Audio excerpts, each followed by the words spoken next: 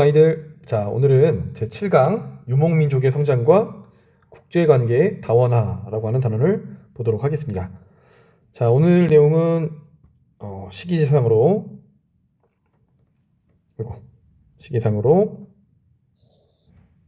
10세기, 11세기, 12세기, 그리고 13세기, 더 나아가서는 14세기가 되기 전까지를 보는 단원이고, 유목민족 국가가 많았던 시기였기 때문에 유목민족 국가, 중국, 한국, 일본, 그리고 베트남 살짝 보도록 할게요.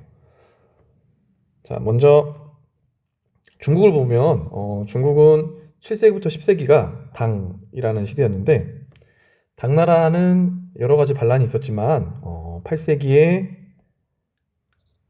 알록산과 사사명의 난, 안사의 난이라고 했고, 9세기에 황소의 난이 있었고, 마지막 10세기에 주정충의 난이 일어나서 결국 당나라가 멸망하게 됐는데, 요 알록산, 사사명, 황소, 주전충의 공통점이 있어요. 이들의 공통점은 절도사였습니다. 절도사는 지난 시간에도 얘기했듯이 각 지방을 다스리는 군사령관, 지방군사령관이라고 말할 수 있는 사람들인데, 이들이 막강한 권한을 지니고 있었기 때문에, 그러니까 각 지역에 있는 유목민족국을 방어하기 위해서 이들에게 너무나도 많은 권한을 주었기 때문에 결국 절도사의 손에 의해서 멸망하게 되었고, 그 이후로 약 70년 동안 혼란기를 겪게 돼요. 그 혼란기를 5대 10국이라고 하는 5개, 10개 나라가 등장했던 시기라고 부르고, 주로 이제 절도사들이 중심이 돼서 난리, 어지럽게 막 일어나기 시작합니다. 이 혼란기를 끝냈던 것은 바로 송나라예요. 그래서 분열됐던 시기를 지나 다시 통일된 송나라가 등장하는데, 송나라는 나중에 다시 보면 알겠지만 여진족, 즉 금나라에게 나라를 빼앗겨서 남쪽으로 내려가던 시기도 있어요. 그래서 보통 나눌 때는 그냥 송과 남송으로 나누기도 하고, 또는 남송과 구분하기 위해서 앞에 있는 송을 북송이라고 부르기도 합니다. 근데 그냥 북송이라고 하지 않고 일반적으로 그냥 송나라 그리고 남송 이렇게 부르고, 이 두 나라를 비교하는 가장 중요한 잣대 중에 하나는 수도예요. 수도가 송은 카이펑이라는 지역이고 남송은 항저우라는 지역인데, 카이펑은 개봉이라고도 표현할 수 있고, 이제 그대로 쓰면 이 지역은 변경이라고 불리기도 했던 지역이에요. 반면 항저우는 이만이라고 불리는 지역이고, 지금의 창장강, 즉 양쯔강 하류 지방에 위치해 있던 도시입니다. 자, 다시 그러면 송나라 와서, 자, 송나라를 세웠던 사람은 역시 절도사 출신이었던 조광윤이라는 인물이었는데, 조광윤의 입장에서 봤을 때는 앞서 있는 5대 집국이나 당나라의 멸망의 이유는 바로 절도사의 난립에 있다, 절도사들이 너무나도 막강한 권한을 가지고 있기 때문이다 라고 생각해서 절도사를 폐지하고 이제는 누구를 중심으로 통치를 하려고 하냐면 문신관료를 중심으로 통치를 하려고 해요. 문신관료를 중심으로 통치하려고 하다 보니까 당연히 문신관료를 뽑는 제도가 중요하죠. 그 제도 과거제도고, 이 과거제도는 처음 시작이 어디죠? 처음 시작 수나라부터 시작됐다고 했는데, 당나라 앞에 수나라부터 시작됐다고 했는데, 송나라 때 과거 시험의 제도, 그 규칙 중에 완벽하게 정해진 제도가 하나 있어요. 그 제도가 황제 앞에서, 왕 앞에서 마지막 시험을 보는 전시라는 것이 정례화됩니다. 그래서 전시 실시가 송나라에 있었던 가장 중요한 일 중에 하나예요. 이제 문신관료가 되기 위해서는, 문신관료가 잘 나가고 있는데 문신관료가 되기 위해서는 과거 시험에 봐야 되겠고, 과거 시험의 마지막 관문은 황제 앞에서 시험을 보는 전시인데, 이 전시의 시험 문제를 황제가 내기도 하고, 또는 황제가 감독하고 황제가 마지막으로 관리로 임명까지 하는 거예요. 다시 말하면 철저하게 황제에게 충성을 바치는 문신관료를 뽑기 위한 방법이었다는 거죠. 자, 문제는 이러한 방법, 절도사와 같은 군사령관 제도를 폐지하고 문신만 우대했던 이 송나라의 제도를 우리는 보통 문신을 중심으로 통치하는 주의에서 문치주의라고 하는데, 자연스럽게 군사력이 약화될 수밖에 없습니다. 송나라의 가장 큰 특징은 군사력 약화예요. 때문에 이 시기에는 요, 서하, 금, 그리고 몽골까지 북방 민족들이 크게 힘을 발휘하던 시기였고, 때문에 다시 위에서 거란인과 서하와 여진 볼 때 나오겠지만, 거란, 요 나라와 서하의 세패를 매년 바치면서 굉장히 어려움을 겪기도 합니다. 송나라가 사실은 나중에 다시 나오겠지만 문화적으로 경제적으로 굉장히 발전한 나라예요. 그럼에도 불구하고 힘들었던 이유는 매년 거란과 서하에 바쳐야 되는 세패가 뭐냐면 매세자에 패물패자예요. 그러니까 매년 내야 되는 돈이에요. 이 당시엔 돈은 화폐로 내지 않고 은이나 비단 등으로 냈는데 뭐 20만 냥, 20만 필 이렇게 냈기 때문에 굉장히 큰 어려움에 처할 수밖에 없었다는 거죠. 그래서 송나라의 유명한 신하였던 왕안석이라는 인물이 신법이라는 것을 내세웁니다.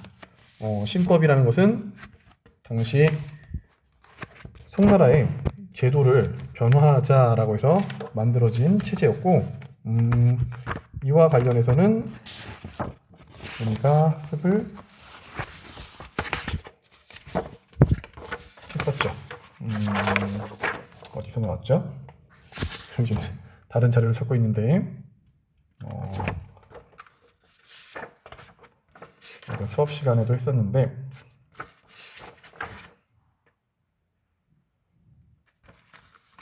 네.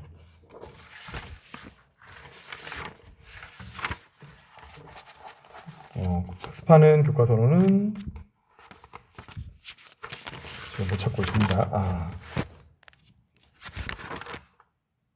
59페이지, 61페이지에서 나왔군요. 그래서 시역법, 여기 왕안석의 신법 하면 가장 많이 표현되고 있는 것 중에 하나가 군사력을 강화하기 위한 보갑법,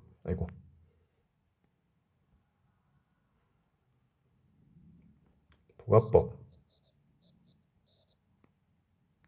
보마법, 이런 거 나오면 왕안석의 신법이라는 거예요. 그 밖에 또 많이 나오는 게 균수법, 그리고 청묘법, 이런 걸 많이 나옵니다. 청묘법, 시역법, 모역법까지 해서 보통 신법이라고 하는데, 이런 새로운 제도는 당시 사마광이라고 하는 전통적인 사대부였던 사마광이라는 인물을 중심으로 해서 반대파가 형성됐고, 이러한 반대파를 옛날 제도를 그대로 지키려고 하는 사람들, 그래서 구법당이라고 부르고, 왕안석을 따르는 사람들을 새로운 제도를 만드는 사람들, 그래서 신법당이라고 해서 둘이 다툼을 벌이게 돼요. 결국 당과 당의 싸움으로 이어지게 됐고, 송나라가 지금 큰 어려움인데 큰 어려움에서 벗어나지 못했다는 거죠. 자, 그러면 그러는 동안에 북방 유목 민족은 어떠냐? 자, 사실 송나라가 만들어지기 전에 먼저 등장했던 북방 유목 민족이 있습니다. 바로 요 나라. 원래 전에도 봤겠지만 북방 유목 민족은 유목 생활을 하면서 부족별로 흩어져 있는데, 이 띄엄띄엄 부족별로 흩어져 있는 북방 민족들이 하나의 나라를 만들면, 부족 통합을 이루면 막강한 군사력으로 농경 민족을 침략하는 경우를 많이 볼 수 있었어요. 자, 그러다가 10세기에 거란족이 야율 아보기, 사람 이름이에요. 야율 아보기라는 인물에 의해서 부족 통합을 이뤄냈고, 그 뒤에 했던 가장 첫 번째 일 중에 하나가 바로 발해를 멸망시켜요. 한국사에서 배웠던 것 같죠? 발해를 멸망시켰던 나라 바로 10세기의 거란이었습니다. 그리고 나서 점차 영토를 확대가 나면서 연운 16주 지역을 차지하는데, 이 연운 16주 지역은 꼭 지도에서 지역을 봐야 돼요. 이 11세기 동아시아 지도 이런 거 나오면 반드시 연운 16주가 표시되어 있는데, 지금의 베이징 인근이라는 점이 중요해요. 화북 지방의 핵심적인 지역일 수 있는 화북의 북방에 있는 베이징 지역이 포함된 지역이 연운 16주 지역이었고, 이 연운 16주 지역 때문에 송나라와의 다툼이 아주 막대하게 벌어집니다. 전투에서 결과적으로는 국방력이 강했던 거란이 되었던 요 나라가 승리를 하게 됐고, 전연이라는 곳에서 서로 약속을 하게 돼요. 이제 화해를 하기 위해서, 싸우지 않기 위해서 약속을 하는데, 이것이 1004년에 있었던 전연의 맹약이라고 하는 내용이었고, 앞서 봤던 요 나라에게 쇠패를 바치게 되었다. 요 나라에게 세패를 바쳤다. 이게 바로 여기 나와 있는 내용입니다. 자, 이 요나라는 뒤에 나와 있는 서하, 금나라와 함께 지금 독특한 특징이 하나가 있는데 어떤 특징이냐면 앞서 5세기에 등장했던 북방 유목민족, 선비족이 만들었던 중요했던 나라 기억나요? 북위라는 나라 있었어요. 5세기에 등장했던 북이라는 나라 있었는데 이 북이라는 나라의 특징은 뭐였냐면 얘네들이 선비족인데 북방민족인데 남쪽으로 내려와서 유목민족이 이 선비족이 농경민과 함께 살면서 농경민의 문화를 동경했다는 거예요. 그래서 농경민 문화처럼 바꾸기 위해서 한화 정책 또는 호한 융합 정책을 사용했다는 것이 특징이었죠. 근데 이 한화 정책 또는 호환 융합 정책으로 인해서 선비족의 색깔이 없어졌고 결국 선비족이었다는 사실이 없어져요. 왜냐면 선비족을 중심으로 만들어졌던 북이, 동위, 서위, 북제, 북주 여기서 나왔던 나라가 수나라인데 그 수나라 나온 이후로부터는 이들의 뿌리, 지배층의 뿌리는 선비족으로부터 나왔을지 모르겠지만 문화적으로 선비족 자체가 없어져요. 그래서 요 나라를 포함해서 뒤에 나오는 서와 금나라 여진까지 모두 농경민족과 어느 정도 묶여 살면서도 자신의 문화를 지키기 위한 여러 가지 행태를 보인다는 거예요. 그중 첫 번째가 바로 농경민족과 북방 유목민족을 분리해서 통치했다는 점입니다. 그게 바로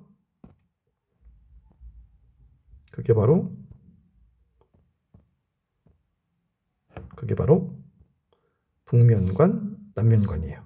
그래서 말 자체가 중요합니다. 이거는 단어 자체가 중요해서 북방 유목민족, 거란족은 북면관이라는 북추밀원, 북면관이라고 하는 제도를 바탕으로 해서 거란족을, 유목민족을 통치하는 데 사용했고 남면관은 농경민족을 통치하는 데 사용했다라는 거고 이와 비슷한 것이 뒤에 나오겠지만 여진족이에요. 여진족은 농경민족은 원래 농경민족이 가지고 있는 지방행정조직, 주현제로 다스리지만 북방민족은 똑같은 주현제가 아니라 맹한모국제라고 불리는 부족민 특유의 사회, 풍습에 따라서 따로 분리해서 통치했다라는 점이 아주 중요한 특징입니다. 분리했구나. 북방민족과 유목민족을 분리 통치했다라는 점 잘 보시면 좋을 것 같고 그 밖에도 고유한 문자를 만들어요. 고유 문자, 그래서 거란도 거란 문자 있고요. 서하도 서하 문자 있고요. 여진도 여진 문자가 있습니다. 다 문자가 있네. 또 뭘 승상하냐면 불교를 승상해요. 불교. 그래서 거란도 대장경 만들고 여진도 대장경 만들고 이런 모습도 볼 수 있고요. 고려에 대한 침략도 거란과 여진이 비슷합니다. 자, 근데 우리한테 지금 한국사를 많이 배웠던 우리에게 좀 덜 익숙한 나라는 바로 하나라예요. 원래 나라 명칭은 하나라인데 다른 하나라와 구분하기 위해서 서쪽에 있는 하나라다라고 해서 서하라고 부르고 서하를 만든 민족은 탕구투족입니다. 그래서 아래 보면 요와 하가 하에 세패를 바쳤다라고 써놨는데 요 하가 바로 요하죠. 요하죠. 자, 이 서하는 가장 중요한 특징이 위치가 지도에서 봤겠지만 중국 위치에서 봤을 때 서북 지역에 있어요. 그래서 어딜 장악하고 있냐면 비단길을 장악하고 있고 동서교육을 중개했던 나라입니다.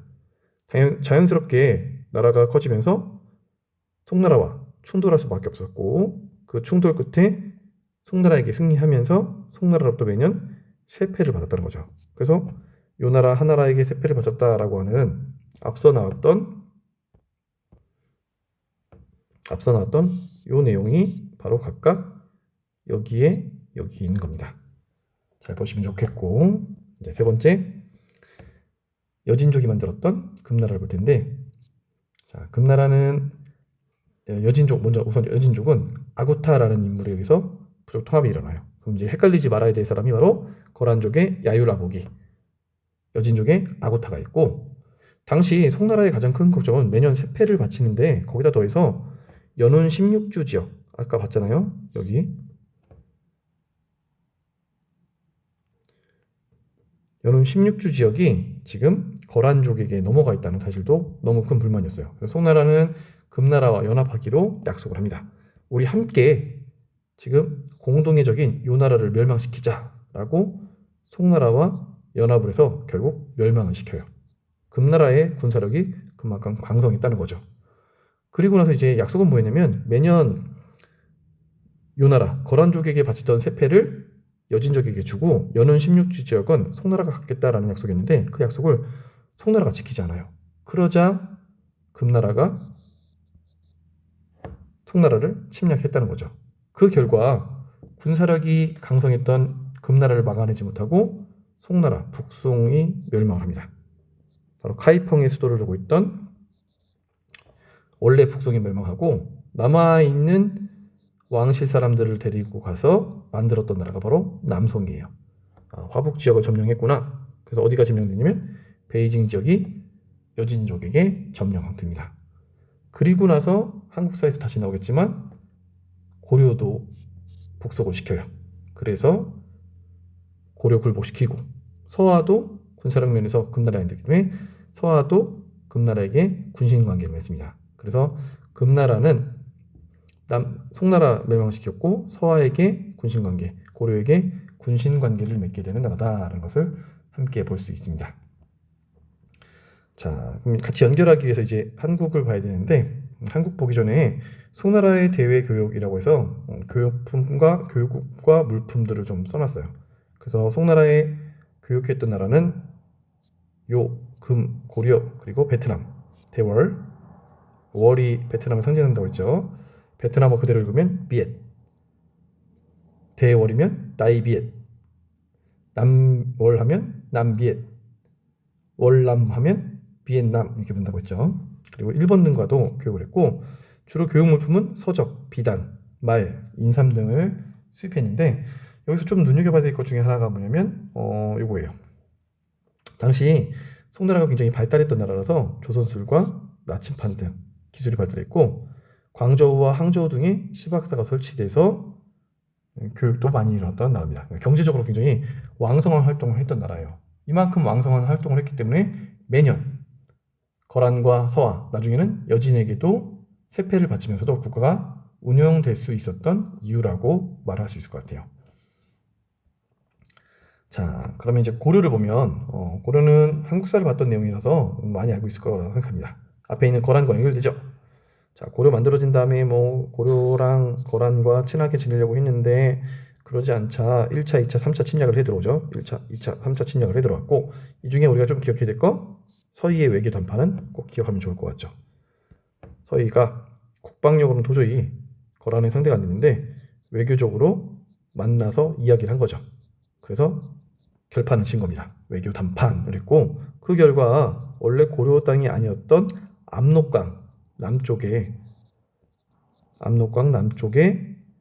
6개 주, 그래서 강동 6주라고 부르는데 압록강 남동 쪽에 6개 주를 차지하는 강동 6주라는 사건도 있었고 2차 침략은 한국사에서 잘 안 다뤄지는 내용이에요.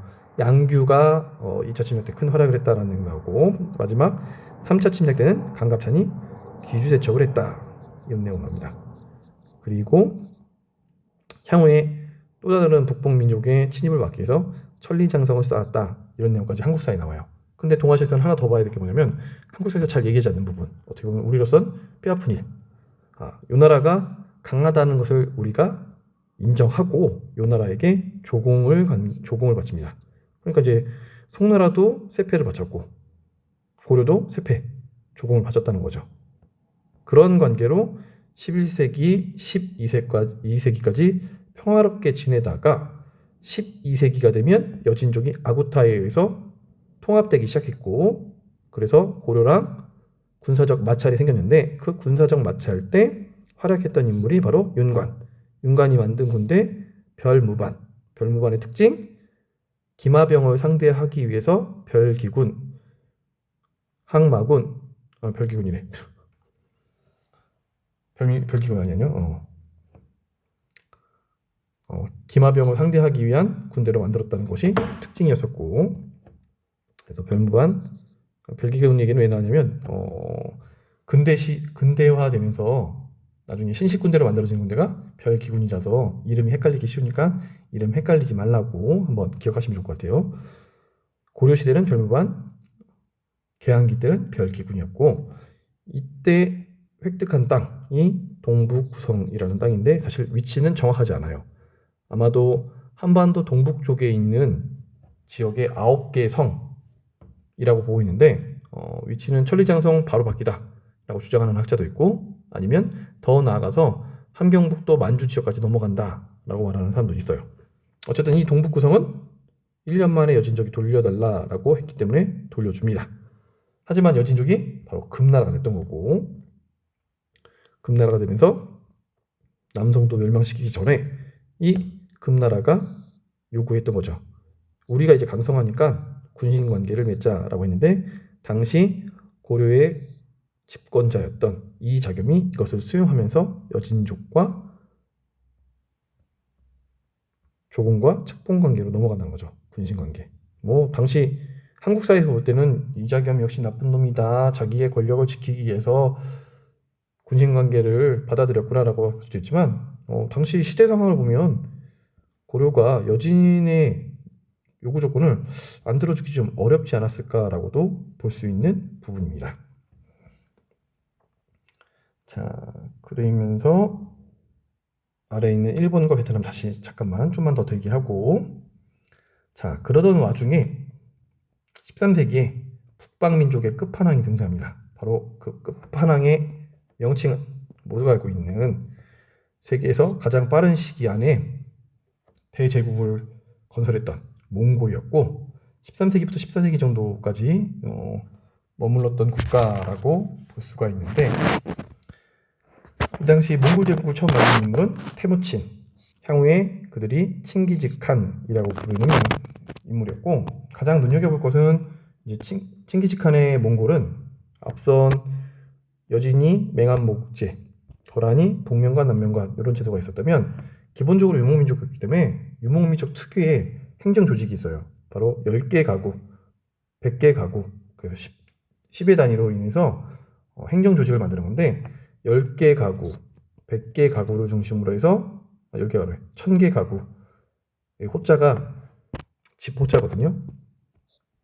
집호자라서 10개 가구, 1000개 가구, 100개 가구를 중심으로 해서 이제 행정 조직도 만들고, 그 행정 조직 내에서 군사 조직을 그대로 만들기 때문에 천호제, 백호제, 그리고 천호의 대장을 천호장, 백호의 대장을 백호장, 십호의 대장을 십호장 해서 만들어서 행정 조직이 곧 군사 조직으로 움직일 수 있게끔 만들었던 체제가 몽골의 특징이었고, 칭기즈칸이 많은 정복 활동을 했지만, 넓은 영토를 차지했지만, 사실은 그 뒤로도 여러 가지 사건이 벌어지기 때문에 칭기즈칸의 한정에서 본다면 가장 대표적인 정복 활동은 호라짐 정복이라고 볼 수 있습니다. 당시 호라짐은 한국사에 안 나오죠. 이유는 저쪽 서북 지방에 있었기 때문에 호라짐은 비단길을 장악하고 있었던 국가였고, 이 호라짐을 멸망시키면서 비단길을 몽골 제국이 장악했다는 거죠. 그러다가 임시칸인 툴루이칸이 등장했다가 제 2대 칸 오고타이 칸이 등장하는데, 오고타이 칸 때 우리가 좀 볼 내용은 뭐냐면 고려를 침략한 거예요. 그리고 물론 이제 고려는 총 60여 년 동안 이제 항쟁을 하는데, 또 하나 볼 거는 금나라가 정복이 됩니다. 그래서 12세기 이후로부터 아주 강성함을 자랑해 왔던 금나라가 결국 몽골의 침략으로 인해서 오고타이 칸테 멸망을 하게 됐다라는 점을 좀 눈여겨볼 수 있을 것 같아요. 그 아래로는 이제 퀴칸이나 몽케칸이라는 칸을 지나서 5번째 칸인 쿠빌라이 칸이 등장하는데, 사실 이 사람이 제일 중요해요. 쿠빌라이 칸은 정말 중요합니다. 자, 뭐가 중요하냐? 일단은 몽골 제국의 전통에 따라서 이제 넓어진 영토를 지도 많이 보잖아요. 몽골 제국의 지도를 보면 정말 엄청나게 넓은데, 이 넓은 지역들을 조금씩 나누기 시작해요. 그래서 첫 번째 아들, 두 번째 아들, 이 쿠빌라이 칸이 칭기즈칸의 네 번째 아들의 아들, 그러니까 칭기즈칸의 손자쯤에 해당하는데, 여러 아들들이 나라를 나눠 가지면서 저쪽 서쪽에서는 주치 울루스랄지 차가타이 울루스, 훌라구 울루스와 같은 나라들이 생깁니다. 과거의 교과서나 과거의 지도를 보면 킵차카 한국, 차가타이 한국, 일한국 이렇게 표현되어 있는데, 최근에는 몽골어 그대로를 반영하는 것을 좋아하기 때문에 킵차카 한국 대신 주치 울루스, 차가타이 한국 대신 차가타이 울루스, 일한국 대신 훌라구 울루스 이렇게 부르고 있어요. 이렇게 서쪽은 그대로 몽골의 전통을 가진 채 떨어져 나가고, 원래 몽골과 그리고 송나라, 금나라를 멸망시키고 이제 남쪽으로 내려오는 중원 지역을 차지하면서 이 쿠빌라이 칸은 나라 명칭을 바꾸게 되는데 그 나라 명칭이 바로 원나라예요. 그리고 수도를 옮깁니다. 원래 몽골 제국이 살았던 지역은 카라코룸이라는 곳이었는데 카라코룸, 지금도 몽골에 있는 카라코룸이라는 지역인데 여기서 수도를 대도로 옮기게 돼요. 대도. 원래 여진족이 차지하고 있었던 대도로 수도를 옮기는데 여기가 지금의 베이징입니다. 그래서 베이징 명칭을 대도라고 부를 때는 어느 나라만 해당하면 원나라만 해당하는 거예요. 자, 그리고 했던 일이 굉장히 많죠. 쭉 보세요. 고려를 북속시키고 고려가 개경으로 환도했다. 그 시기가 바로 쿠빌라이 칸 때고 남송이 정복됩니다. 그러니까 남송은 아예 사라져요. 없어지게 됐고 남성은 완전 이제 없어졌고 일본 원정을 감행합니다. 일본 원정 이야기는 뒤에 볼 거고 대월, 다이비엣 바로 베트남도 침략을 합니다. 그러니까 일본 침략, 베트남 침략을 했는데 결과적으로 뒤에 보면 알겠지만 둘 다 성공하지 못해요. 그 밖에 몽골임을 알 수 있는 대표적인 거 통치체제로서 행중서성을 만들었거나 지방행정관으로 다루가치를 만들었다는 점 꼭 눈여겨보실 수 있을 것 같습니다. 행중서성이나 다루가치 나온다. 아, 몽골 제국, 원나라 이야기구나 라고 보면 되겠고 좀 더 구체적인 내용은 다음에 다시 보도록 할 거예요. 그리고 몽골 지상주의를 내세워요. 그러니까 완벽한 민족에 따라서 신분제도를 만드는데 제1신분은 몽골족이고 뭐 이건 당연한 거고 시험 문제 제일 많이 나왔던 것은 눈 색깔이 다르다. 그래서 색목인은 서아시아나 중앙아시아 지역의 동아시아 인분들과는 좀 다르게 생긴 이 사람들을 재정과 행정을 맡기면서 제2신분으로 만들었고 뒤에는 안 써놨는데 여기까지가 지배층이에요. 피지배층으로는 한족. 여기서 말하는 한족은 그냥 중국 민족이나 거란족이나 여진족이나 이런 사람들을 제3족, 3민족으로 만들었고 마지막 제4민족은 마지막까지 몽골에 대항했던 바로 이 사람들, 남송 사람들을 제4민족으로 만들게 돼요. 이러한 신분 체계를 갖추고 있는 나라가 바로 원나라다라는 것을 볼 수가 있습니다. 자, 그러면서 이제 한국사를 잠깐 보면 이런 몽골의 영향으로 인해서 몽골 처음 침략해 들어왔을 때 처음 어디라고요? 오고타이 칸 때라고요. 오고타이 칸 때 침략해 들어왔을 때 강화도로 선도했다가 수도로 옮겼다가 쿠빌라이 칸 때 복속 나와 있죠. 개경으로 환도를 합니다. 개경 환도하면서 마지막까지 쌓았던 군사 집단이 있었죠. 삼별초 기억할 수 있고 개경 환도된 이후에 고려는 원나라의 부마국이 되면서 부마가 사위라는 뜻이고 사위 국가가 되면서 여러 가지 내정 간섭을 받게 되죠.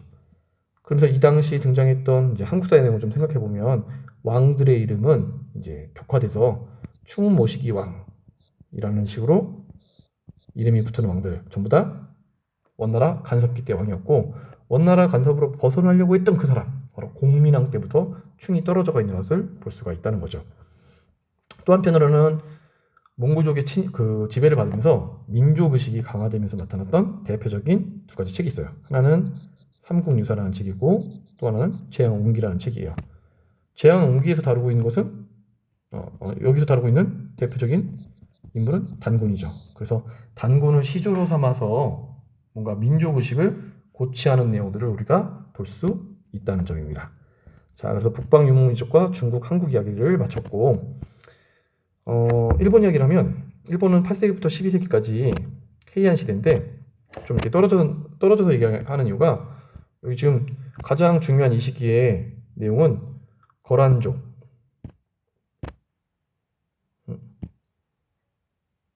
이유가 거란, 서하, 여진이라고 하는 세 나라에 어떻게 대항했는가를 보는 내용이 핵심적인 내용인데 지금 일본과 베트남은 여기서부터 좀 벗어나 있어요. 그래서 어디서 다시 이 나라들의 역사들이 한데 버무리냐면 몽골의 침략에서 버무리거든요.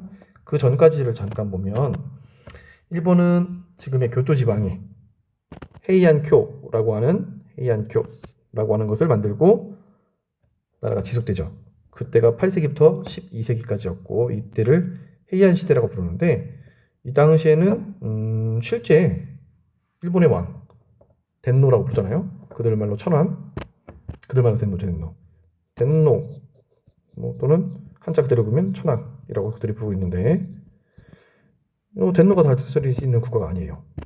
오히려 여기 한자로 섭정이고 관백인데 섭정이나 관백이 다 들어있기 때문에 세시오 간파구 시대라고 그러고 또는 원정이라고 써있는데 이전 시기의 덴노, 그러니까 우리나라로 따지면 상왕에 해당하는 왕이었는데 왕을 그만두고 아들한테 물려주고 그 이전 시대의 왕, 이들을 상왕이라고 부르는데 한국사에서는 여기선 뭐 원정, 인세이라고 부르거든요. 이런 사람들이 대신 통치하는 약간은 황제가, 그러니까 천황이 힘이 없는 시대가 계속 지속이 돼요.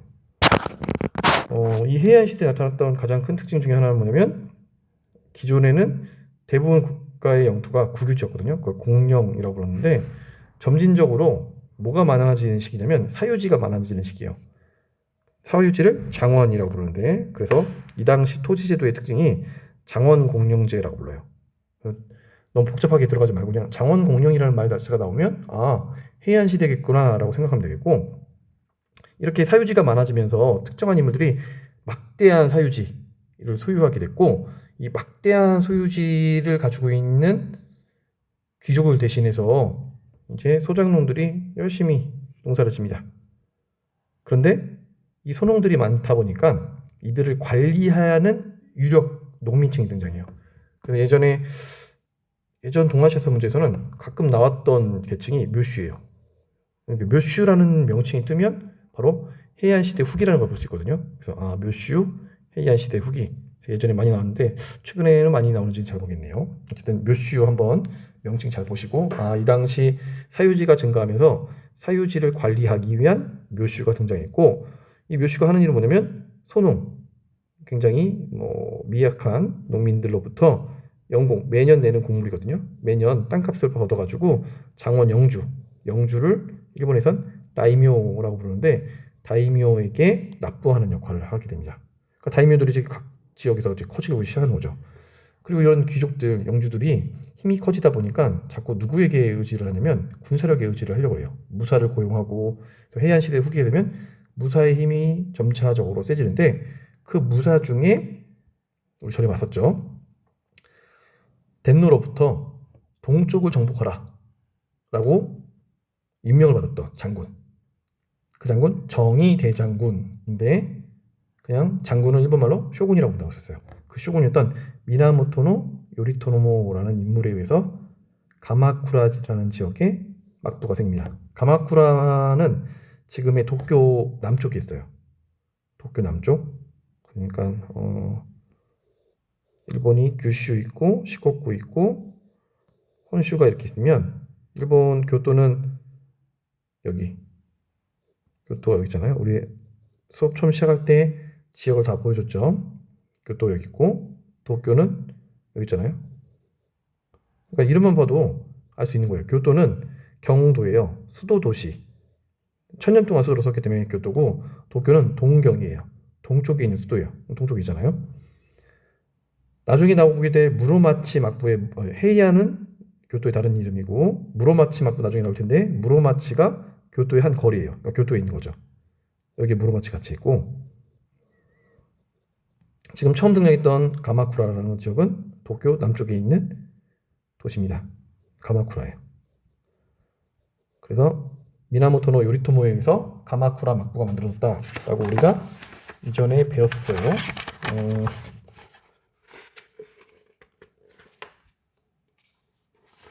안 배웠나요? 잠깐 나왔었군요. 불교할 때.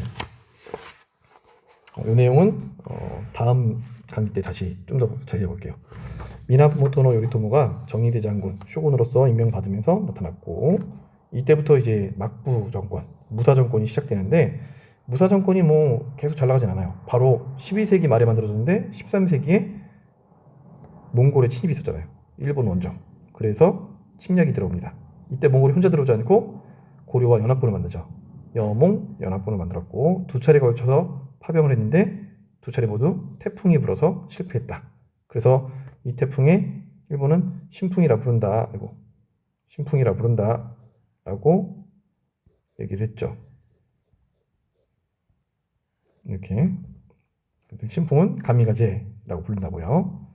이때 이후로 일본은 신구구식, 우리는 신의 나라다라는 인식이 생기기도 했고, 하지만 한편으로는 전쟁을 벌였기 때문에 가마쿠라 막부가 이때부터 점진적으로 쇠퇴합니다. 여전히 힘을 가지고 있는 미나모토라는 성씨를 가지고 있는 쇼군들이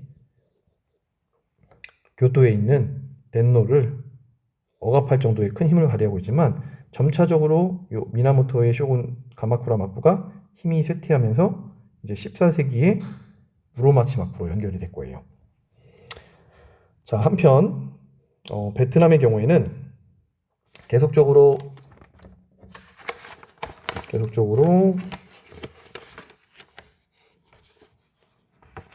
중국의 지배를 받아왔다고 그랬어요. 그러다가 이제 독립하는 시기가 10세기에 응우왕조, 응우꾸엔이라는 사람에 의해서 중요하지 않다고 했습니다.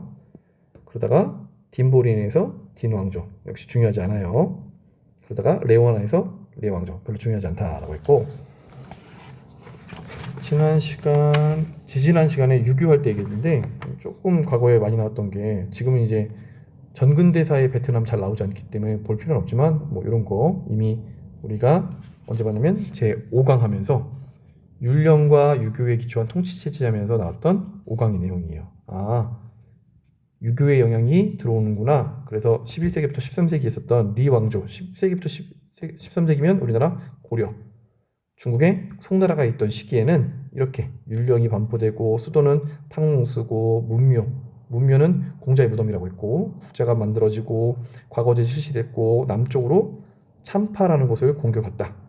그리고 남송으로부터 책봉받았다. 이런 내용까지 같이 볼 수가 있을 것 같아요. 자, 근데 이제 겹치는 부분이 있다고 했죠. 바로 몽골의 진입 때 베트남도 공격을 받았으니 당시 베트남의 이름 다이비엣이라는 명칭을 지니고 있었고, 우리가 4강에서 베트남 왕조의 명칭을 정리했었어요. 이 당시 다이비엣이라고 불렀었는데 리왕조 이때부터 다이비엣, 대월이라고 부르고 있었는데 13세기 등등 등장한 왕조는 쩐 왕조였습니다. 쩐 왕조인데 쩐 왕조 때 바로 몽골의 진입, 원나라의 침입을 받았던 거죠. 13세기에서 15세기까지 지속됐던 나라인데 여러 가지 기록을 봐서 알겠지만 이 당시 쩐흥다오라고 하는 우리나라 따지면 이순신격에 해당하는 인물이 몽골을 격퇴했고, 이 몽골을 격퇴하는 과정 중에 썼던 유명한 글이 있어요. 격장사라고 하는 글로 병사들의 사기를 진작하며 몽골을 격퇴하게 됐고, 우리나라랑 겹치는 부분이 있다면 민족의식이 강화돼요. 지금 어떻게 보면 몽골의 침입 때문에 우리나라에서는 단군을 선조로 하는 삼국유사 제왕국이 등장했고, 일본에서는 우리가 신의 나라다, 역시 민족의식이겠죠. 신구의식이 등장했고, 베트남에서도 민족의식이 등장합니다. 그래서 그들의 문자인 쯔논 문자, 베트남 문자예요. 베트남 전통 문자인 쯔논 문자라는 것이 만들어졌고, 그리고 사기하면 역사책이잖아요. 예전에 한나라 때 사마천이 있었다는 기전치의 사기 있었고, 우리나라에서도 그것을 중국 한나라의 사기를 본받아 김부식이 썼던 삼국 사기가 있었고, 그리고 베트남에서도 대월, 다이비엣 사기가 등장합니다. 민족의식이 싹둑구나 라는 것을 볼 수가 있죠. 자, 여기까지 해서 지금 우리는 제7강 유목민족의 성장과 국제관계의 다원화를 받고, 이렇게 좀 정리해보면 어느 부분이 중요한지가 조금씩 드러나게 될 거예요. 물론 이게 지금 필기는 굉장히 지저분하지만 여러분이 잘 기억하실 거라 믿고 다음 제8강에서 만나도록 하겠습니다. 안녕.